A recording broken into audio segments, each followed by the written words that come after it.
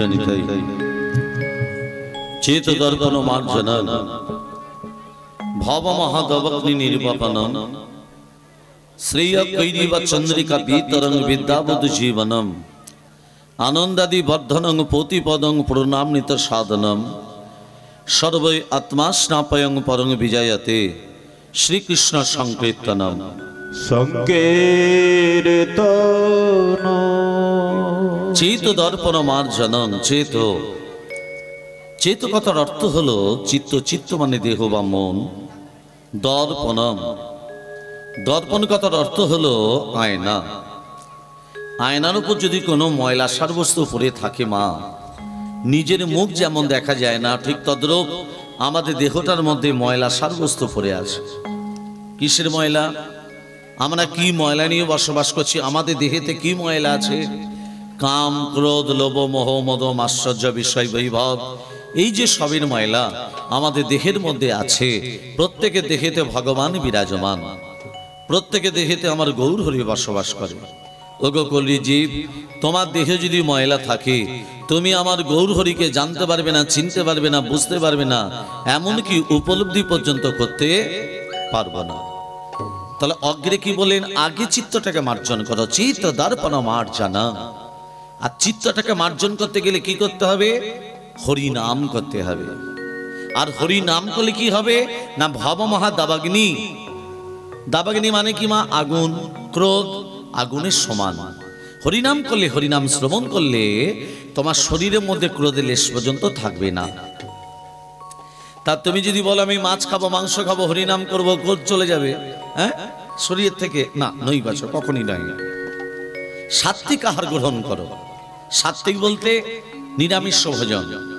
এখনকার মানুষ তো সনাতনী আহারের কথা ভুলেই গেছে, বলে গাই না? সনাতনী আহার বলতে নিরামিষ ভোজন। আগেকার দিনে, পূর্ব অনেক দিন আগেকার চলে যান, পূর্বেকার কথা চলে যান, তখন কি সুগার ছিল, ডায়াবেটিস ছিল, কোলেস্ট্রল ছিল, থাইরয়েড ছিল, হ্যাঁ, গলব্লাডার স্টোন ছিল? তাহলে তখনকার মানুষ রোগগ্রস্ত হতো না। আর যদি বারে একটু আধটু খেত, ওই গাছগাছরা শেকড় খেয়ে তারা উদ্ধার পেয়ে যেত, ভালো হয়ে যেত। কিন্তু যত দিন যাচ্ছে আমরা রোগে পড়ে যাচ্ছি না। সবাই বলছে আমরা বিষ খাচ্ছি, বিষ খাচ্ছি। কেন খাবে না? উন্নত যুগ, উন্নত বিজ্ঞান, ফসল বাঁচাতে হবে, সবাইকে বাঁচতে হবে, তাহলে বিষ তো খেতেই হবে। তুমি নিরামিষ ভোজন করে দেখো তোমার সুগার থাকে কিনা, থাইরয়েড থাকে কিনা। না, তাতে আমাদের অন্ন পেটে যাবে না তো, মুখ, আমাদের জিহ্বা, আমাদের এটা পারবে না সহ্য করতে। মাছ চাই, মাংস চাই, ডিম চাই, তবে আমাদের আহার, তবে একমাত্র বস্তু না। ভ্রান্ত ধারণা, এগুলো মনের ইচ্ছা। মনটাকে তুমি যদি শক্ত করো, মনটাকে যদি দুর্বল না করো, অতি অনায়াসী ভগবানের কৃপা পাবে। আর ক্রোধ চলে গেলেই ভগবানের সান্নিধ্য লাভ করতে পারে। দেখবেন, মিলিয়ে দেখে নেবেন, সনাতন ধর্মের মানুষ যদি একত্রিত না হয়, কথাটা মিলিয়ে নেবেন মা, যে পবিত্র মুখার্জি বলে গেছিল একদিন, সনাতন ধর্মের মানুষ যদি একত্রিত না হয়, একটা ছাতার তলায় যদি না দাঁড়ায়, 5 বছর বাদ মেয়ের আর ঘর থেকে বেরুতে পারবে না। লিখে নিন কথাটা। আজকে হিন্দুরাই হিন্দুদের শত্রু, আমরাই আমাদের শত্রু। ভালো কেউ কারু দেখতে পারে না। তুমি যদি তিলক পরো, সাধারণ কথা বলছি, তুমি যদি তিলক সেবা করো, তুমি যদি গলায় মালা পরো, তোমাকে নিয়ে পাড়ায় সমালোচনা শুরু হয়ে যাবে। জানিস ভোলার মা আবার তিলক পরেছে রে। নিজে ভালো করবে না, অপরকে ভালো করতে দেবে না আমাদের হিন্দু সমাজ। সেই জন্য মহাপ্রভু বলেন হরিনাম করো, আর হরিনাম করলে বিদ্যাবধ জীবনম, বিদ্যার অর্জন হয়, আনন্দাদি বর্ধনম, আনন্দ উপলব্ধ লাভ হয়। সর্বশেষ কালে মহাপ্রভু বললেন সর্বই আত্মা স্নাপয়ং পরং বিজয়াতে। হরিনাম শ্রবণ করলে পূর্বপুরুষ যারা মারা গেছে তাদেরও আত্মা শান্তি পেয়ে থাকে। সেই জন্য মহাপ্রভু বলেন হরিনাম যদি করতে হয় প্রেম দিয়ে হরিনাম করো, হরিনাম যদি করতে হয় অন্তর দিয়ে হরিনাম করো। পথ চলিতে আর বলিতে, পথ চলিতে আর বলিতে, কত বলিতে আর বলিতে। তোমরা গাও গাও কৃষ্ণ নাম, মধুর নাম হরি নাম। তোমরা গাও গাও কৃষ্ণ নাম, মধুর নাম হরি নাম। তোমরা গাও গাও কৃষ্ণ নাম, মধুর নাম হরি নাম। পথ চলিতে আর বলিতে, পথ চলিতে আর বলিতে। সম্মুখে আধার রাত্রি, তুমি যে পথ যাত্রী। সম্মুখে আধার রাত্রি, তুমি যে পথ যাত্রী। সম্মুখে আধার রাত্রি, তুমি যে পথ যাত্রী। সম্মুখে আধার রাত্রি, আধার মানে অন্ধকার, অন্ধকারে পথ চলা যায় না। কিন্তু অন্ধকারে পথ চলা যায় একটা কাজ করলে, কি আমাদের শরীরের ভেতরে জ্যোতি আছে। তোমারও জ্যোতি আছে, আমারও জ্যোতি আছে মা, কিন্তু আমরা জ্যোতিটাকে বার করতে জানি না। কেন না? অহংকার আমাদের মধ্যে, অহংকার বাসা বাঁধে, অহংকার বাসা বাঁধে বলেই আমরা জ্যোতিটাকে চিনতে পারি না। আর সেই জ্যোতিটাকে বার করতে গেলে প্রতিদিন পথ চলিতে তারে না, কথা বলিতে তারে না। পথ চলিতে তার নাম, কথা বলিতে তার নাম। পথ চলিতে তার নাম, কথা বলিতে তার নাম। কৃষ্ণ নাম মধুর নাম, কৃষ্ণ নাম মধুর নাম। পথ চলিতে আর বলিতে, পথ চলিতে আর বলিতে, পথ চলিতে আর বলিতে। কলিযুগের মানুষ অন্যায় যে করলো সে অন্যায়ের শাস্তি পাচ্ছে না। অন্যায় করছে একজন, অন্যায়ের শাস্তি পাচ্ছে অন্য আরেকজন। দোষ করছে একজন, দোষের শাস্তি পাচ্ছে অন্য আরেকজন। তার বাস্তব তত্ত্বটা একটু খুলে বলছি মা, মন দিয়ে শুনবেন। এক ব্রাহ্মণ কাশীধাম থেকে বিদ্যা অর্জন করে, চতুর্বেদ ঋক সাম যজু অথর্ব। ব্রাহ্মণের কেউ নেই মা, দিনহীন কাঙাল, কিন্তু এত বিদ্যা অর্জন করেছে। মনে মনে ভাবলো ব্রাহ্মণ যে আমি একটু নিজের গ্রামে ফিরে যাব, জন্মভূমিতে। তা ব্রাহ্মণ যখন জন্মভূমিতে ফিরে এলো, গ্রামে ফিরে এলো, গ্রামের রাজা, ব্রাহ্মণের তো কেউ নেই, বাবা মা আত্মীয় স্বজন পরিবার কেউ নেই। তা ব্রাহ্মণ যখন ফিরে এসেছে গ্রামে, রাজা বলে ব্রাহ্মণ তোমার তো কেউ নেই? বলে না রাজামশাই, আমার কেউ নেই, তবে আমার হাতে আছে রাধা মাধব। নেই বলতে কেউ নেই নয়, আমার রাধা মাধব আছে।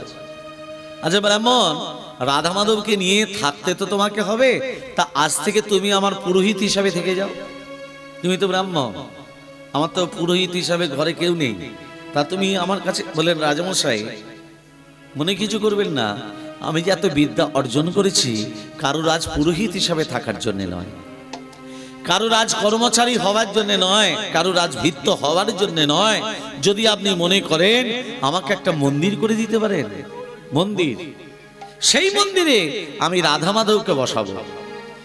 আপনার পয়সায় নয়, মাদুকুরি করে যেটুকু পাবো, ভিক্ষা করে যা কিছু পাবো, রাধা মাধবকে সেবা দিয়ে প্রসাদ আমি পাবো।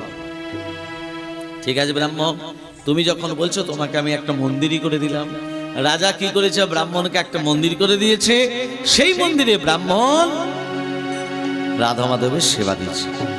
ओम दाई स्वाद सोवित्रक मद्रवती नारायण सलिजे जासन संजनस्त करवान कनक करनलवान प्रीति हारि हृदयमय बहु धीर संग जगरन ओम नमो नारायणाय नमो नमो भगवते वासुदेवाय नमः ओम नमः पवकर्मा पादम पाप संभव तई मंग पुनरिकाक्षय सर्व पापोरोरी हरे मनोरमन जय तुम्हारे गोपाल गोविंद मुकुंद सौदे यज्ञेश नारायण कृष्ण विष्णु निराश्रयमान जगदीश रक्ष। জগদীশ রক্ষ। ব্রাহ্মণ রাধা মাধবের সেবা দিচ্ছে। অর্চতম কৃষ্ণ কৃষ্ণ রাম নারায়ণ জানকী বল্লভ। অর্চতম কৃষ্ণ কৃষ্ণ দামোদর। অর্চতম শিবম কৃষ্ণ দামোদর রাম নারায়ণ জানকী বল্লভ। রাম নারায়ণ জানকী বল্লভ। অচ্যুতম কেশবম কৃষ্ণ দামোদরম। অচ্যুতম কেশবম কৃষ্ণ দামোদরম রাম নারায়ণ জানকী বল্লভ। রাম নারায়ণ জানকী বল্লভ। कोने कहते ही भगवान आते नहीं। कोने कहते हैं भगवान आते नहीं। कोने कहते हैं भगवान आते नहीं। कोने मीरा के जैसे बुलाते नहीं। कोने मीरा के जैसे बुलाते नहीं। कोने कहते ही भगवान आते नहीं। कोने कहते हैं भगवान खाते नहीं। कौन कहते हैं भगवान खाते नहीं। तुम सब देख जैसे खिलाते नहीं। तुम सब देख जैसे खिलाते नहीं। अच्युतम केशवम कृष्ण दामोदरम। अच्युतम केशवम कृष्ण दामोदरम राम नारायण में जानकी बल्लभ। राम नारायण में जानकी बल्लभ। राम नारायण जानकी बल्लभ। देखते देखते ब्राह्मण 20টা বছর কেটে গেল। 20টা বছর যখন কেটে গেছে ব্রাহ্মণ বৃদ্ধ হয়ে গেল। রাজার একমাত্র ছেলে ছেলেও বড় হলো। ছেলের বিয়ে দিতে হবে। ঘরে রাজনন্দিনী এলো। রাজকুমার ঘুমাচ্ছে, রাজনন্দিনী চোখে নিদ্রা নেই। কেন নেই? নতুন জায়গা নতুন ঘর, ঘুম আসবে কি করে? হঠাৎ দেখতে পেল খাটের তলা থেকে একটা জ্যোতি বেরিয়ে আসছে না। কিসের জ্যোতি? রাজনন্দিনী মা টানতে টানতে বার করে দেখছে একটা বিশাল বড় তরবারি, চকচক করছে তরবারি। ওমা, রাজনন্দিনী তরবারিটা হাতে দেখতে দেখতে হাত থেকে যে পড়ে গেল একেবারে রাজকুমারের গলায়। আস্তে কোথায় পড়লো মা? সঙ্গে সঙ্গে রাজকুমার হরি বল। বইয়ের হাতে স্বামী খুন। সকালে যখন হবে, রাজা যখন জানতে পারবে, আমাকে আর বাঁচিয়ে রাখবে গো। একমাত্র ছেলে বলে কথা। সকাল যখন হয়েছে, সেই বৃদ্ধ ব্রাহ্মণ যাকে রাজা 20 বছর আগে মন্দির করে দিয়েছিল মা, সেই বৃদ্ধ ব্রাহ্মণ কুয়ো থেকে জল তুলে স্নান করছে। আর রাজনন্দিনী ব্রাহ্মণকে দেখতে পেয়ে বলছে, বাঁচাও বাঁচাও বাঁচাও। প্রহরীরা ছুটে এসে বলছে, রাজনন্দিনী কি হলো? আপনি বাঁচাও বাঁচাও বলে চিৎকার করলেন কেন? না, আমার স্বামীকে হত্যা করে যাচ্ছে ওই বৃদ্ধ ব্রাহ্মণ। ধরো ওকে। মারল কে? আর দোষটা চাপছে কার উপর? শোনো, যে হাতে আমার ছেলেকে হত্যা করেছে বৃদ্ধ ব্রাহ্মণ, ব্রাহ্মণের হাত দুটো কেটে দাও। ব্রাহ্মণের হাত দুটো কেটে দাও। রাজার আদেশে ব্রাহ্মণের হাত দুটো কেটে দিল। ব্রাহ্মণ কাঁদতে কাঁদতে রাধা মাধবকে বলছে, রাধা মাধব, সুন্দর বিচার তোমার। বা সারাদিন ভিক্ষা করে তোমার সেবা দিই, সেবা না দিয়ে কোনোদিনও জল স্পর্শ করি না। এটাই তোমার বিচার? যারা ভগবানকে মানে, যারা ভগবানকে ভক্তি শ্রদ্ধা করে, তাদেরকে তুমি এইভাবে কাঁদাও, এইভাবে দুঃখ দাও, এইভাবে যন্ত্রণা দাও? উত্তর দাও ঠাকুর, উত্তর তোমাকে দিতে হবে। এই কি রে বিচার রে মন, এই কি রে বিচার রে মন, এই কি রে বিচার রে মন, এই কি রে বিচার রে মন, এই কি রে বিচার রে মন, এই কি রে বিচার। আমি কোন দোষে দোষী রে, রে এই রে বিচার রে মন এই রে বিচার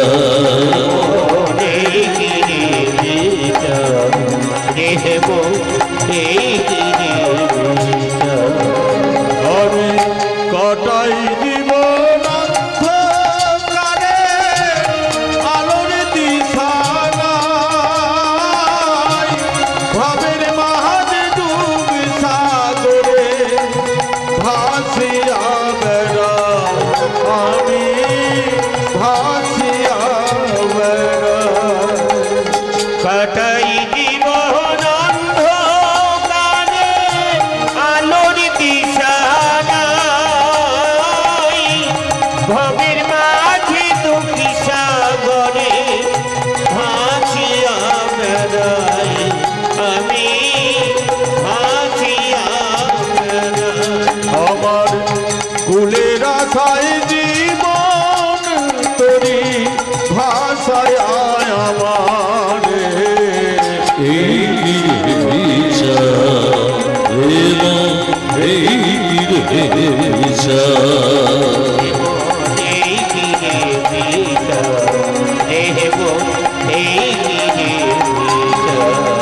বিধিরে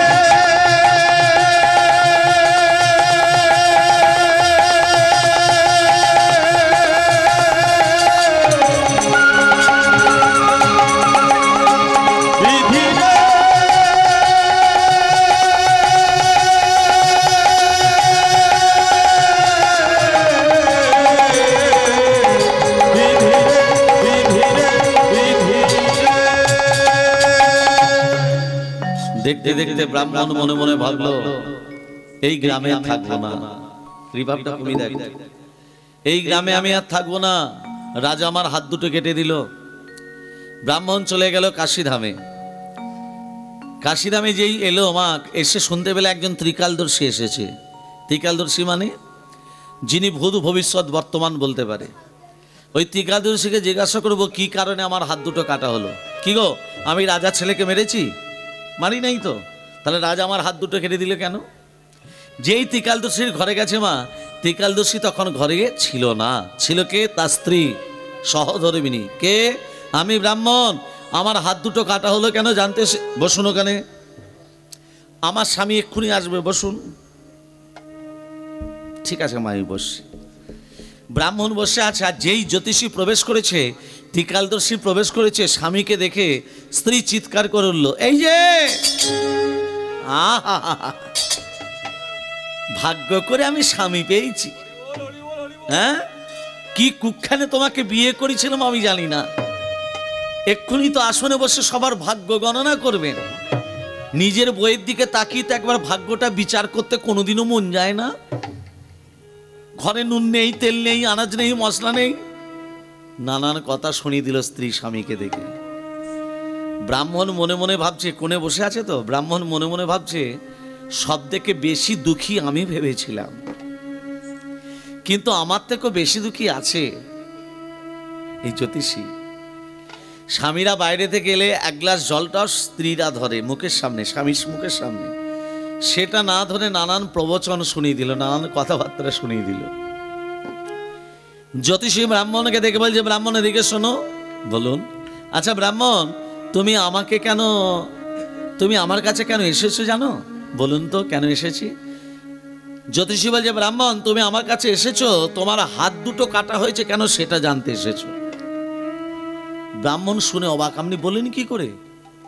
আমার হাত দুটো কাটা হয়েছে কেন আমি আপনার কাছে জানতে এসেছি, আপনি সেটা বললেনই কি করে আর বুঝলেনই কি করে? হ্যাঁ ব্রাহ্মণ, সেই জন্য তোমাকে লোকে আমাকে ত্রিকালদর্শী বলে। আমি মানুষের মুখ দেখলেই বলে দিতে পারি সে আমার কাছে কি জন্য এসছে। ব্রাহ্মণ তখন ঘুরিয়ে প্রশ্ন করছে, দাঁড়ান, আপনি যদি আমার মুখ দেখে বলে দিতে পারেন আমার হাত দুটো কাটা হলো কেন, তাহলে আপনার কপালে কি একটা ভালো মেয়ে ছিল না? কি এটা ভেবে বলুন। কি আপনি যদি আমার, এটা তো বাস্তব, আপনি যদি মুখ দেখে বলে দিতে পারেন আমার হাত দুটো কাটা হলো কেন, তাহলে আপনি ঠিকুজি কুস্তি দেখে একটা ভালো মেয়ে দেখে তো বিয়ে করতে পারতেন। এইরকম একটা খ্যার খ্যারে মেয়েকে বিয়ে করলেন কেন? ব্রাহ্মণ জ্যোতিষী তখন বলছে ব্রাহ্মণের কথায়, ব্রাহ্মণ, শাস্ত্রে লেখা আছে স্বামী স্ত্রীর বন্ধন হলো 7 জন্মের বন্ধন। কত জন্মের? 7 জন্মের। একটা পুরুষ জাতিকে তৈরি করতে ভগবানের সময় লেগেছিল 1 দিন, আর একটা নারী জাতিকে তৈরি করতে ভগবানের সময় লেগেছিল 7 দিন। কতদিন? 7 দিন। তা তো পূর্ণ হয়নি মা। 7টা সমুদ্রের জল নিয়ে নারী জাতিকে তৈরি করা হলো। দেবেন আমরা ব্রাহ্মণরা যখন দুর্গা পুজো করি, হ্যাঁ, 7 সমুদ্রের জলে পুজো করা হয়। দুর্গা পুজো যখন হয় শেষে বলে 7 খেয়ে চড়া। ব্রাহ্মণ না এগুলো জানে, আপনারা জানবেন না। তা যাই হোক, তার 7টা সমুদ্রের জল নিয়ে নারী জাতিকে তৈরি করা হলো। ওই জন্য লক্ষ্য রাখবেন বাবা ও মা, পুরুষরা নারীদিকে একটু জোরের কথা বললি মানে কাঁদতে শুরু করে দেয়। কেন? 7টা সমুদ্রের জল স্টকে আছে, তো যখন খুশি বার করলেই হলো। শোনা ব্রাহ্মণ, এই যে আমার স্ত্রী আমাকে নানান কথা শুনিয়ে দিল, গত জন্মে আমার স্ত্রী ছিল না। আমার স্ত্রী গত জন্মে ছিল একটা গাধা। কে ছিল?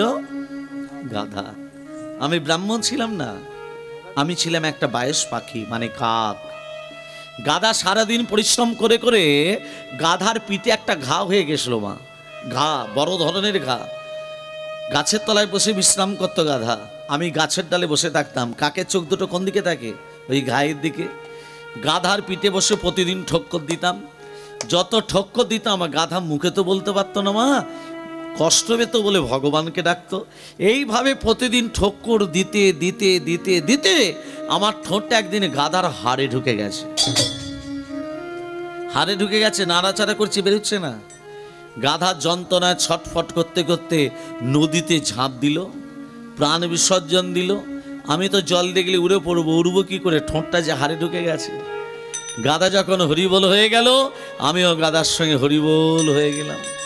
দুজনে মরে। গাধা এ জন্মে হয়েছে আমার বউ, আমি হয়েছি ওর স্বামী। গত জন্মে কাক হয়ে যেমন ওর পিঠে বসে প্রতিদিন ঠক্কর দিতাম, গাধার পিঠে ঠক্কর দিতাম, মুখে বলতে পারতো না গাধা, কষ্ট পেত বলে ভগবানকে ডাকতো। এ জন্মে আমার বউ হয়ে আমাকেও প্রতিদিন ঠক্কর দেয়, আমিও কিছু মুখে বলতে পারিনি, আমিও ভগবানকে ডেকেছি। হরি হরি বল, হরি হরি বল, হরি হরি। তাহলে মা, অবশ্যমেব ভক্তব্যম কৃতকর্ম শুভাশুভম, মানে কি? অবশ্যমেব ভক্তব্যম কৃতকর্ম শুভাশুভম, অবশ্যই আমাদের ফল ভোগ করতে হবে কৃতকর্মের ফল। শুভ হলে হবে পূর্ণ, অশুভ হলে হবে পাপ। পাপ কোনোদিনই বাপকে ছেড়ে কথা বলে না। বিধাতাকে, ও মা, বিধাতাকে সবাই বলে বিধাতা লেখন কে করিবে খণ্ডন, তুমি তোমার বিধাতা। এই জন্মে ভালো কর্ম করলে চিত্রগুপ্ত ভালো লিখবে, খারাপ কর্ম করলে খারাপ লিখবে। বিধাতাকে, তুমি তোমার বিধাতা। কর্মটা এই জন্মে ভালো করতে হবে, তবেই ফলটা পরের জন্মে ভালো পাবে। ব্রাহ্মণ বলছে এই যে আমার হাত দুটো কাটা হলো কেন? শোনো ব্রাহ্মণ, গত জন্মে তুমি একজন সাধু ছিলে, রাস্তা ধরে চলে যাচ্ছ, একজন কসাই যে গরু কাটে, গরুটাকে ধরতে যাচ্ছিল, ধরতে পারিনি। তোমাকে রাস্তার মাঝখানে বেয়ে বলছে, সাধু আমার গরুটা কোন দিকে গেল জানো? তুমি মনে মনে ভাবলে সত্যি কথা যদি বলে দিই গরুটা প্রাণে মারা যাবে। তুমি মুখে কিছু না বলে ইশারা করে হাত দুটোকে আগিয়ে দিলে। গত জন্মে হাত দুটো এগিয়ে দেওয়ার জন্য, সাধু মানুষ হয়ে হাত দুটো এগিয়ে দেওয়ার জন্য এ জন্মে তোমার হাত দুটো কাটা হলো। আর যে কসাই গরুটার গলা কেটেছিল গত জন্মে, সে কসাইটা হলো এ জন্মে তার স্বামী, আর গরুটা হলো এ জন্মে তার স্ত্রী। গত জন্মে কসাই যেমন গরুটার গলা কেটেছিল, এ জন্মে স্ত্রী হয়ে তরবারির দ্বারা স্বামীর গলাটা কাটা গেল। হরি হরি বল। সেই জন্য মহাপ্রভু বললেন, হরিনাম যদি করতে হয় প্রেম দিয়ে হরিনাম করো। এলো রে আমাদের গৌরে, এলো রে, এলো রে এই সোনার নদিয়ায়, শঙ্খ ধ্বনি হলো তনে শব্দ শোনা যায়, আমাদের গৌর এলো রে, গৌর এলো রে, সোনার নদিয়ায়, শঙ্খ ধ্বনি হলো ধ্বনি শব্দ শোনা যায়, আমাদের গৌর এলো রে, আমাদের গৌর এলো রে, সোনার নদিয়ায়, শঙ্খ ধ্বনি ধ্বনি শব্দ শোনা যায়, আমাদের গৌর এলো রে। গৌর এলো নিতাই এলো, গৌর এলো রে,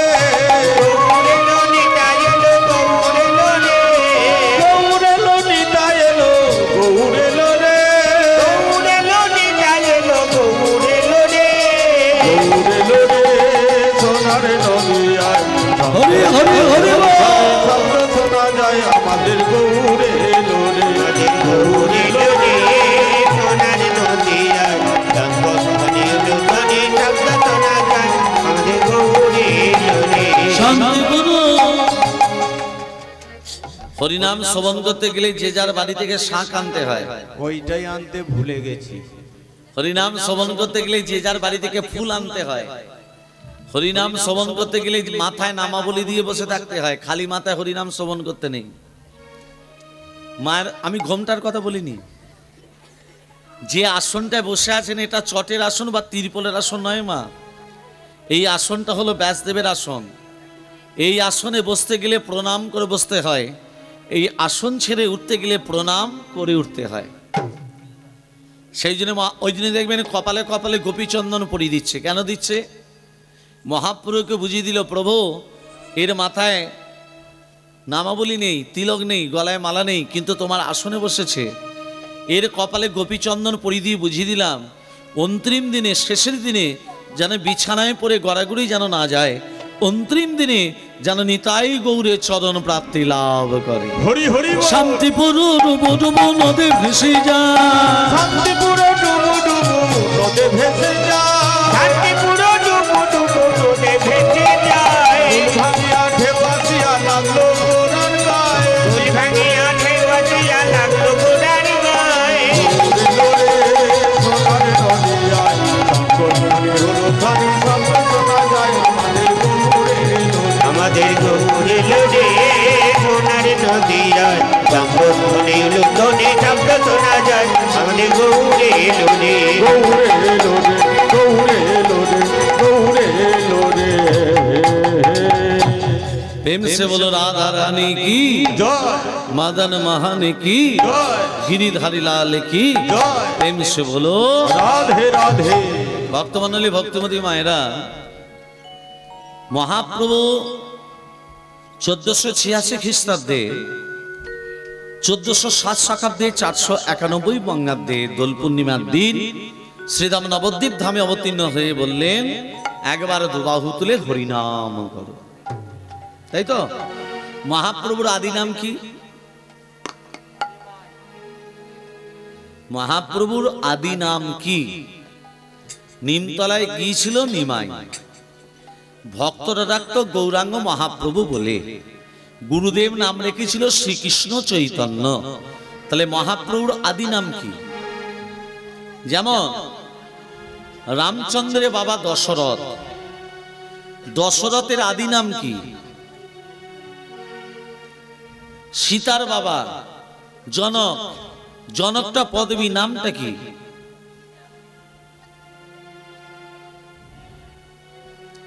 রাজা পরীক্ষিত, পরীক্ষিতের আদি নাম কি?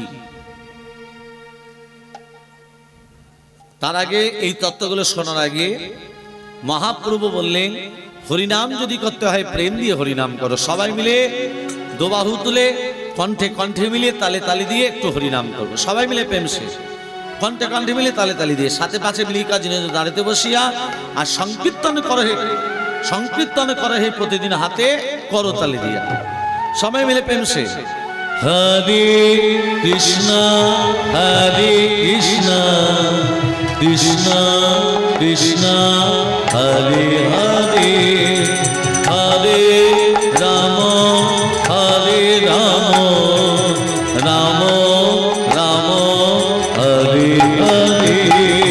হরে কৃষ্ণ হরে কৃষ্ণ কৃষ্ণ কৃষ্ণ হরে হরে হরে রাম হরে রাম রাম রাম হরে হরে হরে কৃষ্ণ হরে কৃষ্ণ কৃষ্ণ কৃষ্ণ হরে হরে হরে রাম হরে রাম রাম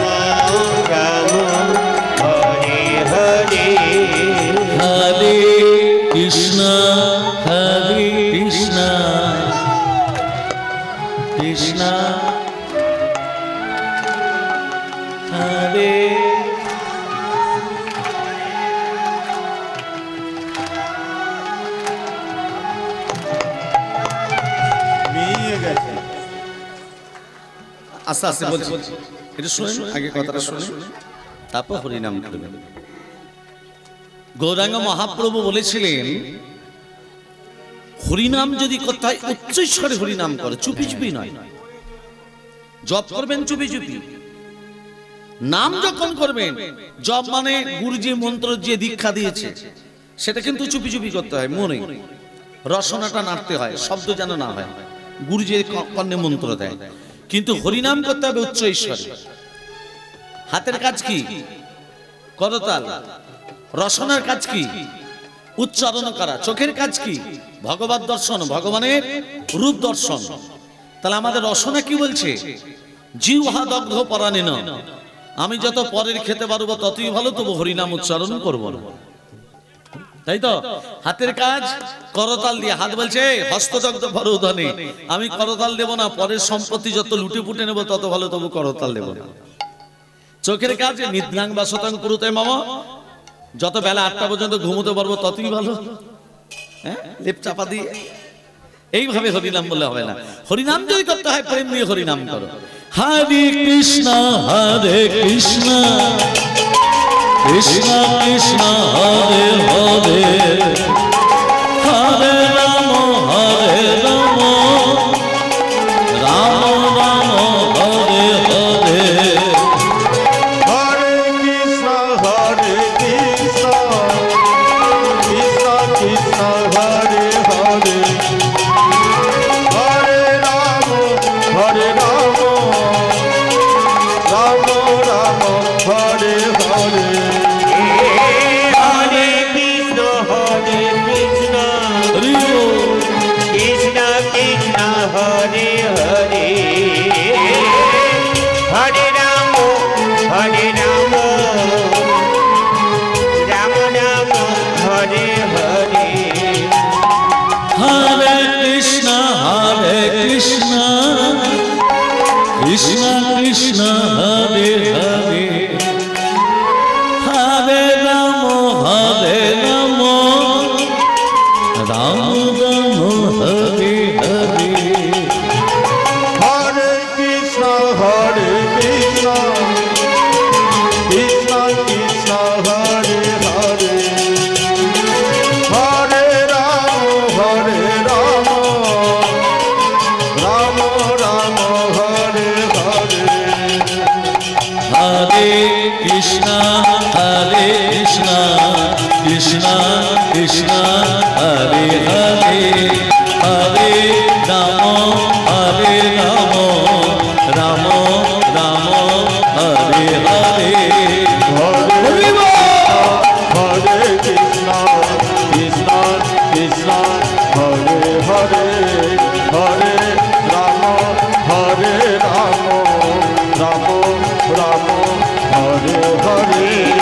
হরে কৃষ্ণ কৃষ্ণ কৃষ্ণ কৃষ্ণ হরে হরে, হরে রাম রাম রাম হরে হরে। হরে কৃষ্ণ কৃষ্ণ কৃষ্ণ হরে হরে, হরে রাম রাম রাম হরে হরে। প্রেম সে বলো রাধে রাধে। ভক্তমন্ডলী, ভক্তিমতী মা, তাহলে মহাপ্রভুর আদি নাম হলো বিশ্বম্ভর। রাজা পরীক্ষিতের আদি নাম হলো বিষ্ণুরথ। কি বললাম? রাজা পরীক্ষিতের আদি নাম বিষ্ণুরথ। সীতার বাবা কে? জনকটা পদবী, নামটা হলো শিরধ্বজ জনক। মনে থাকবে, শিরধ্বজ জনক। রামচন্দ্রের বাবা দশরথ, দশরথের আদি নাম হলো নেমি মহারাজ। নেমি মহারাজ। আজকে যে লীলা আস্বাদন করব, লীলার বিষয়বস্তু রাধা কৃষ্ণের আবির্ভাব লীলা। রাধা কৃষ্ণের আবির্ভাব। এবার বলি প্রথমেই তত্ত্ব কথা। তত্ত্বটা বলার আগে, এই বৃন্দাবনে বসে যেখানে হরিনাম হয় সেটা হলো বৃন্দাবন। তুলসী কাননে যত্র তত্র বৃন্দাবনপুরী, যেখানে তুলসী বিকো সেই জায়গাটা হলো বৃন্দাবন।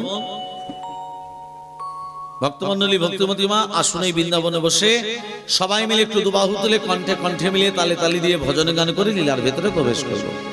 प्रेम से कहिए राधा रानी की जय हो। प्रेम से कहिए वृंदावन बिहारी की जय हो। रानी रानी की